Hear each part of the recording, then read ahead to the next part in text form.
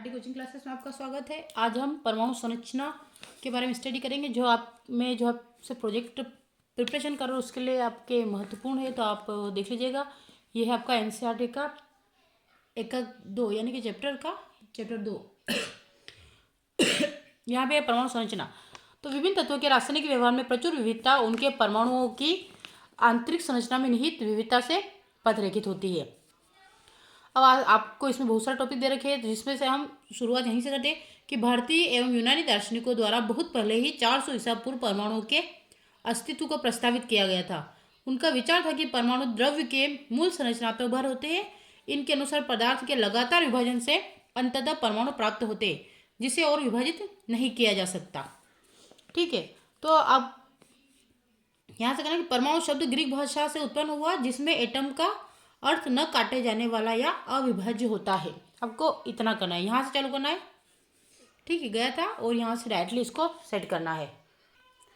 अब इसके आगे बात करें तो आप ये बाकी सब छोड़ देंगे, डायरेक्ट यहीं से आ जाएंगे कि सन 1808 में जॉन डॉल्टन नामक एक ब्रिटिश स्कूल अध्यापक ने पहली बार वैज्ञानिक आधार पर द्रव का परमाणु सिद्धांत प्रस्तुत किया। उनका सिद्धांत, जिसे डॉल्टन का परमाणु सिद्धांत कहा जाता है, परमाणु को पदार्थ का मूल कण माना जाता है। ठीक है, बाकी ये सब छोड़ दीजिएगा। फिर आता है डॉल्टन के परमाणु सिद्धांत से द्रव्यमान के संरक्षण के नियम, स्थिर संगठन के नियम तथा गुणित अनुपात के नियम की सफलतापूर्वक व्याख्या की जा सकी। यहाँ तक करने के बाद यहाँ से आ जाएगा परमाणु छोटे कणों से यानी इलेक्ट्रॉन, प्रोटॉन तथा न्यूट्रॉन से बने होते हैं। यह धारणा डॉल्टन की धारणा से बिल्कुल अलग थी। ठीक है, अब आपको यहाँ पे दिया गया है अपरमाणु कणों की खोज। तो इस समय को लेना देना हम यहाँ से करेंगे डायरेक्टली इलेक्ट्रॉन की खोज। तो सन 1830 में माइकल फैराडे ने दर्शाया कि यदि किसी विलयन में विद्युत प्रवाहित की जाती है तो इलेक्ट्रोडों पर ठीक है, तो इलेक्ट्रोडों पर रासायनिक अभिक्रिया होती है ना। इलेक्ट्रोडों पर रासायनिक अभिक्रिया होती है, जिसके परिणाम स्वरूप इलेक्ट्रोडों, ठीक है, क्या है कि जिसके परिणाम स्वरूप इलेक्ट्रोड पर पदार्थ का विसर्जन निक्षेपण होता है। उसने कुछ नियम बताए जिनके विषय में आप, ठीक है, तो यहाँ से हम रहने का निक्षेपण होता है, यहाँ तक कर लीजिएगा। फिर आता है 1850, क्या आता है यहाँ पे 1850 के दशक के मध्य में अनेक वैज्ञानिक, विशेषकर फैराडे ने आंशिक रूप से निर्वातित नलिकाओं, जिन्हें कैथोड किरण नलिका कहा जाता है, में विद्युत विसर्जन का अध्ययन आरंभ किया। यहाँ तक देख लीजिएगा। फिर आएगा आपका फैराडे किरण नलिका कांच की बनी होती है, जिसमें धातु के दो पतले टुकड़े, जिन्हें इलेक्ट्रोड कहते हैं, सील किए हुए होते हैं। गैसों में विद्युत विसर्जन को सिर्फ निम्न दाब और उच्च विभव पर प्रेक्षित किया जा सकता है। मोस्ट टाइम इफेक्ट निम्न दाब और उच्च विभव, यहाँ तक कर लीजिएगा। और आप फिर उसके बाद डायरेक्टली आप क्या करोगे, ये स्ट्रक्चर बना लीजिएगा। ठीक है, ये स्ट्रक्चर बन जाएगा, ये इसका नाम है, एक कैथोड किरण विसर्जन नलिका। इसके आगे आते हैं हम, फिर इसका एक सारांश दे रखा है, तो हम हल्का सा सारांश देख लेंगे कि कैथोड किरणें कैथोड से आरंभ होकर एनोड की ओर गमन करती है। तो याद रखना, कैथोड किरणें कैथोड से आरंभ करके एनोड की ओर गमन करती है। ये किरणें स्वयं दिखाई नहीं देती, परंतु इनके व्यवहार को गैसों तथा कुछ निश्चित प्रकार के पदार्थों की उपस्थिति में देखा जा सकता है। ये पदार्थ इन किरणों के टकराने से चमकते हैं। यहाँ तक आ जाएगा। ठीक है, फिर आ जाएगा तीसरा वाला, विद्युत और चुंबकीय क्षेत्रों की अनुपस्थिति में ये किरणें सीधी दिशा में गमन करती है। और विद्युत और चुंबकीय क्षेत्रों की उपस्थिति में कैथोड किरणों का व्यवहार ऋणावेशित कणों के अपेक्षित व्यवहार के समान होता है, जो यह सिद्ध करता है कि कैथोड किरणों में ऋणावेशित कण होते हैं, जिन्हें इलेक्ट्रॉन कहते हैं। ठीक है, इतना हो जाएगा तो ये काफ़ी है, चारों पॉइंट। और अगर चाहो तो आप ये चौथा पॉइंट भी दे दीजिएगा, क्योंकि वो चौथा पॉइंट दे रखा है, तो आप चाहो तो दे सकते हो। फिर बाकी सबको आपको छोड़ देना, आपको डायरेक्टली यहीं सॉल्व करना है।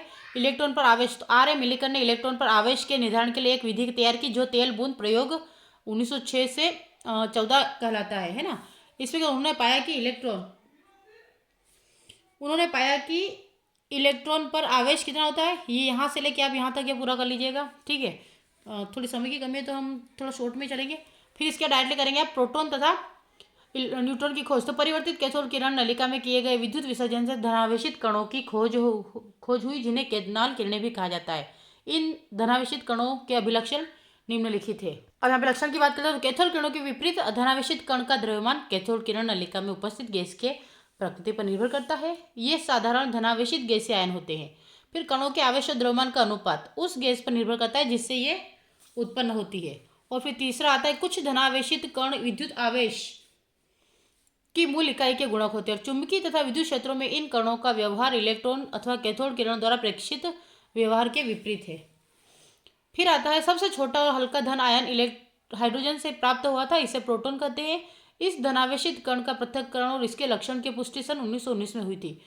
ठीक है, यहाँ तक हो जाएगा। फिर बाद में अगर बात की करें तो फिर नेक्स्ट कर लीजिएगा कि इस कण की खोज सन 1932 में चेडविक ने बेरिलियम यानी कि यहाँ लिख लीजिएगा, दर्शा लीजिएगा, Be पर अल्फा कणों के प्रहार से की। जब प्रोटॉन के भार से कुछ अधिक भार वाले विद्युत उदासीन कण निर्गमित हुए, उन्होंने इन कणों को न्यूट्रॉन कहा। इन मूल कणों के तो यहाँ से बस बहुत है था। फिर आता है परमाणु मॉडल। तो परमाणु मॉडल हेडिंग डाल देंगे और क्या लिखेंगे, डाल्टन के अविभाज्य परमाणु में धनात्मक तथा ऋणात्मक आवेशों वाले अवपरमाणु यानी सब एटॉमिक कण होते हैं। अवपरमाणु कणों की खोज के बाद वैज्ञानिकों ने के सामने निम्नलिखित मुख्य समस्या आई। पहला, परमाणु के स्थायित्व का स्पष्टीकरण, क्योंकि परमाणु स्टेबल कैसे होगा इसके बारे में पता ही नहीं था। फिर दूसरा था तत्वों के गुणों यानी भौतिक व रासायनिक व्यवहार की तुलना करना। फिर आता है विभिन्न परमाणुओं के संयोजन से विभिन्न प्रकार के अणुओं के बनने की व्याख्या। फिर लास्ट आता है परमाणु द्वारा अवशोषित अथवा उत्सर्जित विशिष्ट विद्युत चुम्बकीय विकिरण की उत्पत्ति तथा प्रकृति को समझाना। ये इसके मुख्य। और इसमें से लास्ट आप इतना सा डाल लीजिए यहाँ से, इनमें से एक मॉडल जे थॉमसन द्वारा और दूसरा अर्नेस्ट रदरफोर्ड द्वारा प्रस्तावित किया गया। ओके, अब यहाँ पे आपको मूल कणों के गुण दिए गए हैं। जैसे सबसे पहले क्या रहा आपका, इलेक्ट्रॉन, प्रोटॉन, न्यूट्रॉन, और इलेक्ट्रॉन को ई से, प्रोटॉन को पी से और न्यूट्रॉन को एन से। फिर इसकी वैल्यू परम आवेश बोल गया तो ये देख लीजिएगा। खाली ये देखो संख्या सेम सेम है, खाली इलेक्ट्रॉन के लिए नेगेटिव और प्रोटॉन के लिए पॉजिटिव, और न्यूट्रॉन का तो शून्य आवेश होता है। फिर आपेक्ष आवेश की बात करें तो इसमें -1, इसमें +1 और 0। और द्रव्यमान की बात करें तो ये एग्जाम में पूछा जाता है, जैसे अभी आया था ये वाला, ये वाला, ये वाला। और द्रव्यमान का बात करते हो इसके लिए आप ये करेंगे, जैसे किलोग्राम में बोले तो ये, यूनिट में बोले तो आपका ये वाला। ठीक है, और मैंने यहाँ पे एक को दर्शा दिया, ये भी लिख लीजिए। इसमें मैंने दर्शा रखा था, अभी लिखा कि इलेक्ट्रॉन की खोज करता जे थॉमसन कब, 1858 में, गोल्डस्टीन प्रोटॉन 1886 में, और न्यूट्रॉन की खोज जेम्स चेडविक ने 1932 में की थी। तो ये मैंने स्पेशल फैक्ट डाला, आप देख लीजिएगा। ठीक है, इसके बाद मैंने एक को ये स्ट्रक्चर बना रखा, ये भी देख लीजिएगा। इसमें क्या है, बोर का परमाणु मॉडल, इसमें पॉजिटिवली चार्ज्ड न्यूक्लियस आएगा। तो इसमें देखो यहाँ से KLMN, तो केल के लिए 1 होगा, एल के लिए 2 सबसेल, एम के लिए 3 और एन के लिए 4। तो इस प्रकार से आप तो पहले आप KLMN लिख दें, इधर 1 2 3 4। तो N shell, M shell, L shell और के सेल। तो कक्षा के लिए n बराबर 1 होगा, n बराबर 2 होगा, m के लिए n बराबर 3 और n के लिए n बराबर 4 होगा। ठीक है, अब हम बात करते हैं परमाणु का थॉमसन मॉडल। तो इसको हम देख लेते एक बार, है ना। परमाणु को थॉमसन मॉडल सन 1898 में जे थॉमसन ने प्रस्तावित किया कि परमाणु एक समान आवेशित गोला लगभग 10⁻10 m होता है, जिसमें धनावेश समान रूप से वितरित रहता है। ठीक है, तो आप यहाँ तक ही कर लीजिएगा। इसके बाद फिर इस मॉडल को विभिन्न प्रकार के नाम दिए गए, उदाहरण प्लम पुडिंग, रेजिन पुडिंग अथवा तरबूज मॉडल। ठीक है, यहाँ तक कर लीजिएगा। फिर आ जाइए नेक्स्ट में, थॉमसन को सन 1906 में भौतिकी में गैसों की विद्युत चालकता पर सैद्धांतिक एवं प्रायोगिक जांच के लिए नोबेल पुरस्कार से सम्मानित किया गया। और ये स्ट्रक्चर आप बना दीजिएगा। और लिखना क्या है, ये नहीं लिखना है आपको, क्या लिखना है, चित्र, परमाणु का थॉमसन मॉडल। हमेशा हम लिखते चित्र 2.4, 2.5। तो आपकी प्रोजेक्ट में आपको ये 2.4, 2.5, 1.4 नहीं दिखेगा, आपका सिर्फ चित्र दिखेगा। तो आपको लिखना है चित्र करके परमाणु का थॉमसन मॉडल। आई होप आपको समझ में आ गया होगा। अब बात करते हैं हम नेक्स्ट, तो इतना सा कर लीजिएगा, हेनरी वाला, है ना। यहाँ पे लिखा है हेनरी बेकुरल ने देखा कि कुछ तत्व विकिरण का उत्सर्जन स्वयं करते हैं। उन्होंने इस घटना को रेडियो एक्टिवता कहा तथा बताया कि ऐसे तत्व रेडियो एक्टिव तत्व कहलाते हैं। इस क्षेत्र को मेरी क्यूरी, पीरे क्यूरी, रदरफोर्ड तथा फ्रेडरिक सोडी ने विकसित किया, जिसमें 3 प्रकार की किरणें अल्फा, बीटा तथा गामा का उत्सर्जन देखा गया। इतना काफी आपके लिए, है ना। अब इसकी इंटेलिजेंस आपको खाली ये इतना सा लिखना है कि परमाणु की त्रिज्या लगभग 10⁻10 m होती है, जबकि नाभिक की त्रिज्या लगभग 10⁻15 m होती है। बार बार पूछा जाता है MP ऑब्जेक्टिव ग्रुप में। आकार के इस अंतर का अंदाज इस बात से लगाया जा सकता है कि यदि नाभिक को क्रिकेट की गेंद जितना माना जाए तो परमाणु की त्रिज्या लगभग 5 किलोमीटर होती है। ठीक है, तो यह इतना कर लीजिएगा आप। अब इसके आगे हम पढ़ लेंगे, वहाँ पे एंड करके बाद डायरेक्ट पढ़ लेंगे परमाणु संख्या और द्रव्यमान संख्या। तो नाभिक का धनावेश उसके प्रोटॉन के कारण होता है, जैसा पहले स्थापित हो चुका है। प्रोटॉन पर आवेश इलेक्ट्रॉन के आवेश के बराबर लेकिन विपरीत चिन्ह का होता है। इसका अर्थ है कि नाभिक में उपस्थित प्रोटॉन की संख्या परमाणु संख्या Z, यानी कि परमाणु संख्या को Z से प्रदर्शित करते हैं, के बराबर होती है। अर्थात प्रोटॉन की संख्या हाइड्रोजन नाभिक में 1 और सोडियम में 11 होती है। अतः इनका परमाणु क्रमांक क्रमशः 1 तथा 11 होगा। परमाणु को उदासीन बनाए रखने के लिए उसमें इलेक्ट्रॉनों की संख्या प्रोटॉनों की संख्या के बराबर होगी। उदाहरण की बात करें, उदाहरण हाइड्रोजन तथा सोडियम परमाणु में इलेक्ट्रॉनों की संख्या क्रमशः 1 तथा 11 होती है। तो परमाणु संख्या Z, परमाणु के नाभिक में प्रोटॉन की संख्या और उदासीन परमाणु में इलेक्ट्रॉनों की संख्या। नाभिक का आवेश उसके प्रोटोनों के कारण होता है, परंतु नाभिक का द्रव्यमान प्रोटॉन तथा कुछ अन्य उदासीन कणों जिसमें प्रत्येक का द्रव्यमान प्रोटॉन के द्रव्यमान के लगभग बराबर होता है के कारण होता है। इस उदासीन कण को न्यूट्रॉन कहते हैं। नाभिक में उपस्थित प्रोटॉन और न्यूट्रॉन की को न्यूक्लियॉन, यानी कि प्रोटॉन न्यूक्लियन जब दोनों साथ में मिलते हैं उसको न्यूक्लियॉन से बोलते हैं, यानी कि प्रोटॉन और न्यूक्लियॉन, तो न्यूक्लियस बनता है। न्यूक्लियनों की कुल संख्या को परमाणु की द्रव्यमान संख्या यानी कि ए से एटॉमिक, ठीक है, एटॉमिक नंबर से प्रदर्शित करते हैं। द्रव्यमान संख्या बनाने के लिए क्या करेंगे, तो द्रव्यमान संख्या प्रोटॉन की संख्या प्लस न्यूट्रॉन की संख्या दोनों को मिलाने पर आपकी द्रव्यमान संख्या, क्योंकि प्रोटॉन की संख्या नीचे, जैसे मान लीजिए आपके पास सोडियम है, अब यहाँ पे लिखा थी आपकी क्या प्रोटॉन की संख्या और इसके ऊपर आपका लिखा है 23.5, ठीक है, तो ये हो जाएगा आपका द्रव्यमान संख्या। क्लियर है। अब हम बात करें समस्थानिक और समभारिक, ठीक है, तो ये हेडिंग में डालिए समस्थानिक समभारिक। किसी भी परमाणु के संगठन को तत्व के प्रतीक एक्स द्वारा दर्शाया जाता है, जिसमें बाईं ओर एक पूर्व लग्न लिखा जाता है जो परमाणु द्रव्यमान संख्या ए होती है, और बाईं ओर ही अनुलग्न के रूप में परमाणु संख्या जेड लिखी होती है। दोनों लिखा देखो, जैसे ये बाईं ओर अनुलग्न और पूर्व लग्न। तो ए जेड एक्स संभारिक समान द्रव्यमान संख्या परंतु भिन्न परमाणु संख्या के परमाणु होंगे। उदाहरणार्थ कार्बन है, नाइट्रोजन है। फिर समस्थानिक की बात करें तो वह परमाणु होते हैं जिनकी परमाणु संख्या जेड समान एवं द्रव्यमान संख्या ए भिन्न होती है, ठीक है, ये कर सकते हैं। या फिर दूसरी डेफिनेशन आप या तो ये लिख ले या लिख ले, दोनों नहीं लिखेंगे। समस्थानिकों में अंतर का कारण नाभिक में उपस्थित भिन्न भिन्न न्यूट्रॉनों को की संख्या है। उदाहरण के लिए फिर से हाइड्रोजन परमाणु को ले तो 99.985% हाइड्रोजन परमाणु में केवल एक प्रोटॉन होता है जिसे प्रोटियम कहते हैं। शेष हाइड्रोजन परमाणु में 2 समस्थानिक होते हैं, ड्यूटेरियम जिसमें एक प्रोटॉन तथा एक न्यूट्रॉन होता है और ट्राइटेरियम जिसमें एक प्रोटॉन तथा 2 न्यूट्रॉन होते हैं।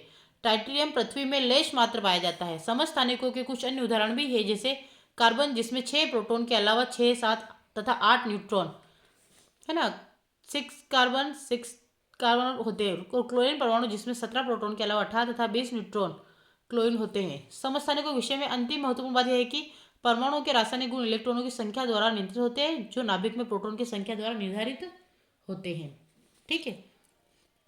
अब इसमें एक एग्जाम्पल ऐड कर लीजिएगा, ये वाला किताब वाला, कि बीआर में प्रोटॉन, न्यूट्रॉन, इलेक्ट्रॉन की संख्या का परिकलन कीजिए, तो आप इस प्रकार से बता दीजिएगा। डायरेक्ट माइनस प्लस तो करना है कि 80 में से 35 गया तो आपका क्या बना, 45 आया।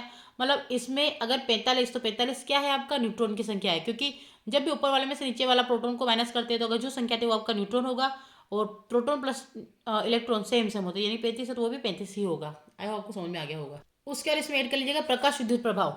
सन 1887 में एच हर्ज ने एक बहुत ही दिलचस्प प्रयोग किया, जिसमें कुछ धातुओं जैसे पोटेशियम, रूबिडियम, सीजियम, इनके एटॉमिक फॉर्मूला आपको पता होना चाहिए, जैसे पोटेशियम के लिए कि रूबिडियम के लिए आरबी और सीजियम के लिए सीएस, की सतह पर उपयुक्त आवृत्ति वाला प्रकाश डालने पर, है ना, इलेक्ट्रॉन निकलते हैं। तो यहाँ तक ये छोड़ दीजिएगा, इलेक्ट्रॉन निकलते हैं। इस परिघटना को प्रकाश विद्युत प्रभाव कहते हैं। इस प्रयोग से प्राप्त परिणाम इस प्रकार है। धातु की सतह से प्रकाश पुंज के टकराते ही उस सतह से इलेक्ट्रॉन निकलते हैं, अर्थात धातु की सतह से इलेक्ट्रॉन निष्कासन तथा सतह पर प्रकाश पुंज के टकराने के बीच कोई समय अंतराल नहीं होता। निष्कासित इलेक्ट्रॉनों की संख्या प्रकाश की तीव्रता के समानुपाती होती है, और प्रत्येक धातु के लिए एक अभिलाक्षणिक न्यूनतम आवृत्ति होती है जिसे देहले आवृत्ति कहते हैं, और जिससे कम आवृत्ति पर प्रकाश विद्युत प्रभाव प्रदर्शित नहीं होता।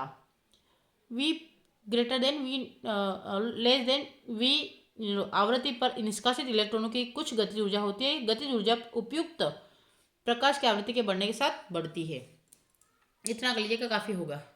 ये मैंने जहाँ तक बताया ये एक बच्चे को करना है। अब यहाँ से दूसरा वाला प्रोजेक्ट कंप्लीट स्टार्ट हो जाएगा आपका, है ना। तो मैंने जहाँ तक बताया आप वहाँ करके, और इसके अलावा आपको कोई और फैक्ट दिखते हैं तो आप इसमें जोड़ सकते हैं, ठीक है।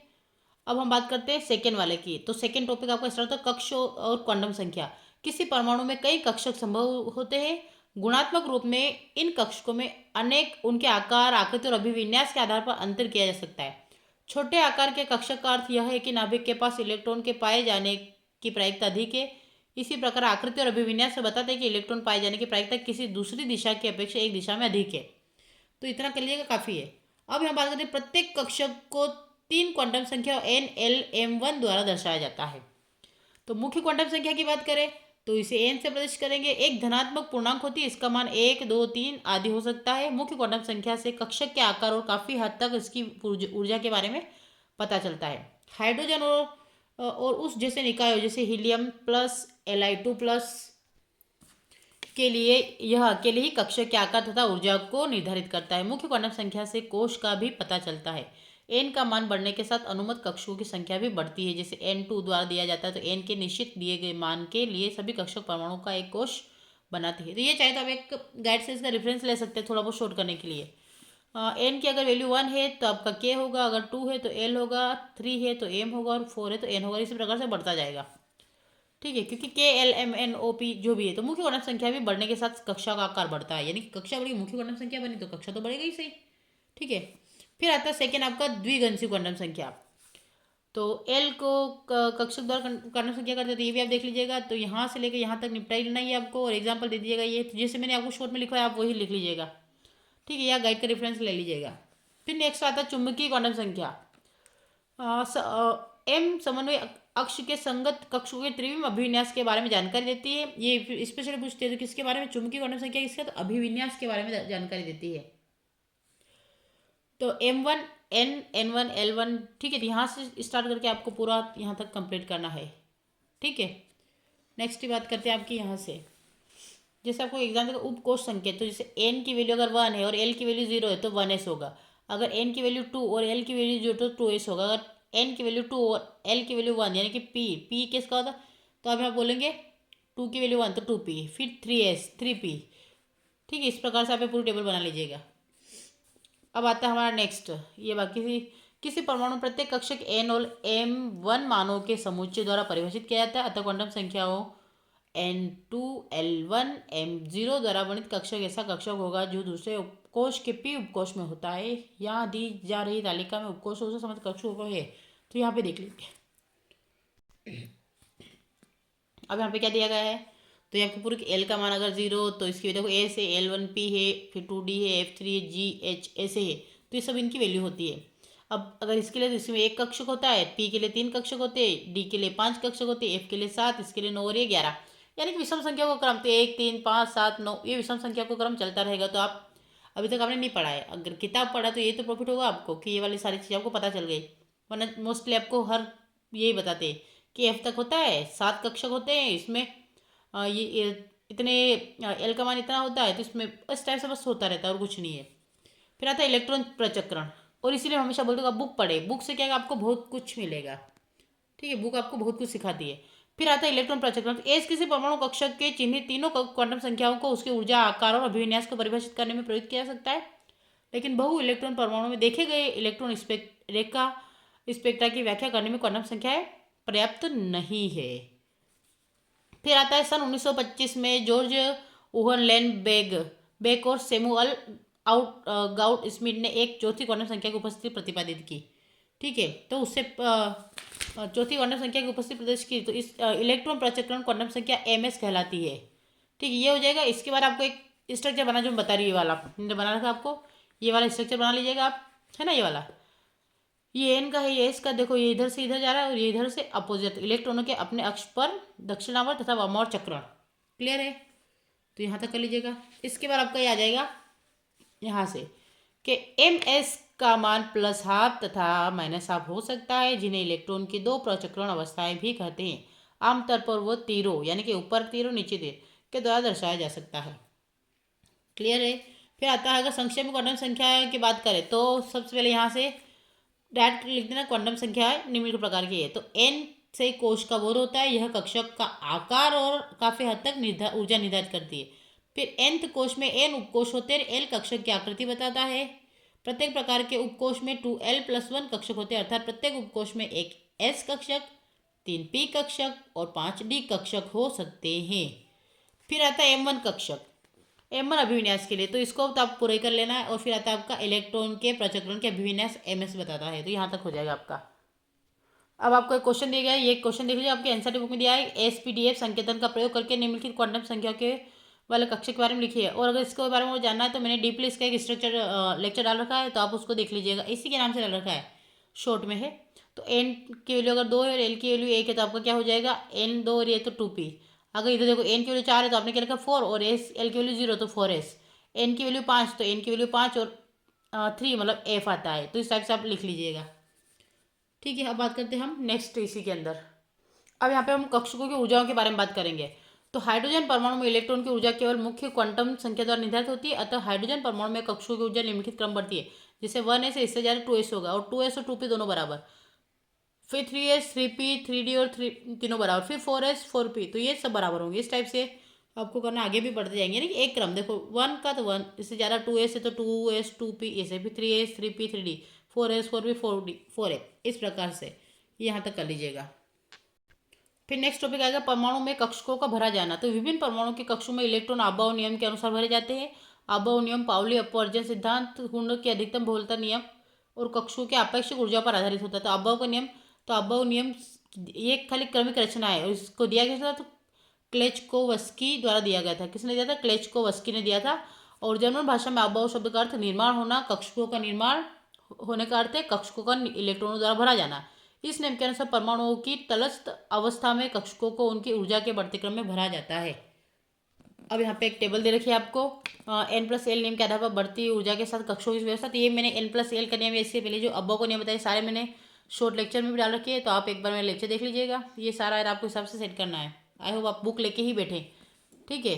फिर आता है यहीं से थर्ड लाइन, किसी कक्षक की ऊर्जा प्रभावी नाभिक के आयुष पर निर्भर करती है और विभिन्न प्रकार के कक्षकों इसका परिमाण भिन्न होता है। यहाँ तक भिन्न होता है तक उसके अर्थात उनको भरे जाने का क्रम अत्यंत उपयोगी है, जैसे 1s 2s 2p 3s 3p 4s 3d, इस प्रकार से। तो मैंने वो शॉर्ट में इसको बना रखा है, अच्छा चाहे तो आप शॉर्ट में देख लीजिएगा इसको। इसमें आपको इसका पूरा स्ट्रक्चर देना है, उसके हिसाब से आपको बनाना है, फिर इसका इलेक्ट्रॉन विन्यास करना है। अब हम पढ़ते हैं पाउली का अपवर्जन का नियम, है ना। क्या पढ़ते हैं? पाउली का अपवर्जन का नियम। तो पाउली का अपवर्जन नियम क्या कहता है कि विभिन्न कक्षकों में भरे जाने वाले इलेक्ट्रॉनों की संख्या अपवर्जन सिद्धांत द्वारा नियंत्रित होती है, जिसे ऑस्ट्रिया के वोल्फगंग पाउली नामक एक वैज्ञानिक ने दिया था। इस सिद्धांत के अनुसार किसी परमाणु में उपस्थित दो इलेक्ट्रॉनों की चारों क्वांटम संख्या एक समान नहीं होती। तो नहीं हो सकती ना, सही है। इसलिए केवल दो इलेक्ट्रॉन एक कक्षक में रह सकते हैं। इन इलेक्ट्रॉनों के पृथक्करण विपरीत होने चाहिए। क्लियर है? इतना कर लीजिएगा। फिर आता है इसके आगे हुंड का बहुलता का नियम। तो इस नियम के अनुसार ही उपकोष से संबंधित कक्षकों को भरने के लिए लागू किया जा सकता है। इन कक्षों की ऊर्जा बराबर होती है, इन्हें समभ्रंश कक्षक कहते हैं। एक ही उपकोष के कक्षकों में इलेक्ट्रॉनों का युग्मन तब तक नहीं होता जब तक उस उपकोष के सभी कक्षकों में एक एक इलेक्ट्रॉन न आ जाए, क्योंकि 3 5 है ना, 3p 5d तथा 7f कक्षक होते हैं। अतः pdf कक्षकों में युग्मन क्रमशः चौथे, छठवें और 8वें इलेक्ट्रॉन के भरने पर प्रारंभ होगा। फिर आता है परमाणु में इलेक्ट्रॉनों का विन्यास। तो परमाणु में कक्षकों में इलेक्ट्रॉनों के वितरण को उनके इलेक्ट्रॉनिक विन्यास कहा जाता है। यदि विभिन्न परमाणु कक्षकों में इलेक्ट्रॉनों के भरे जाने से संबंधित मूल नियमों को ध्यान में रखा जाए तो विभिन्न इलेक्ट्रॉनों के परमाणु के इलेक्ट्रॉनिक विन्यास को आसानी से लिखा जा सकता है। तो ये आपका दे रखा है, इसको देख लीजिएगा। परमाणु के इलेक्ट्रॉनिक विन्यास को दो तरीके से निरूपित किया जा सकता है, एक ऐसे BPDC संकेतन, ठीक है। एस के लिए 1, बी के लिए 3, डी के लिए 5, ठीक है। तो अब इतना कर लीजिए, काफ़ी होगा। और यहाँ पे मैंने कुछ दिए गए क्वांटम संख्या और n-l संख्या वगैरह, जिससे n के लिए 2 होगा तो l के लिए 1 होगा, ml बराबर 0। तो ये आपको मैंने दे रखा है, तो इसको आप अपने हिसाब से सेट करके लिख लीजिएगा, ठीक है। तो ये आपका पूरा सॉल्यूशन हो जाएगा। थोड़ा सा क्लियर करके देख लीजिएगा, है ना। ये n-l संख्या के हिसाब से तो आपका कौन कौन सा सेट होता है। तो l का मान कभी भी n के बराबर या n से अधिक नहीं हो सकता। तो इस प्रकार से आप देख लीजिएगा कि अगर मुख्य क्वांटम संख्या n 1 है तो 0 है, 2 है तो 0 1, 3 है तो 0 1 2 3, और 4 है तो 0 1 2 3 4, ठीक है। और इस प्रकार से आपको लिख लेना है। आई होप आपको लेक्चर अच्छा लगा होगा। अगर लेक्चर अच्छा लगा है तो मेरे चैनल को लाइक करें, शेयर करें, अधिक से अधिक सब्सक्राइब करें। Thank you for watching. और इसमें से कम 2 बच्चे ही प्रोजेक्ट को कंप्लीट करें, पहला वाला वो सेकेंड क्वांटम संख्या से, ठीक है। ओके।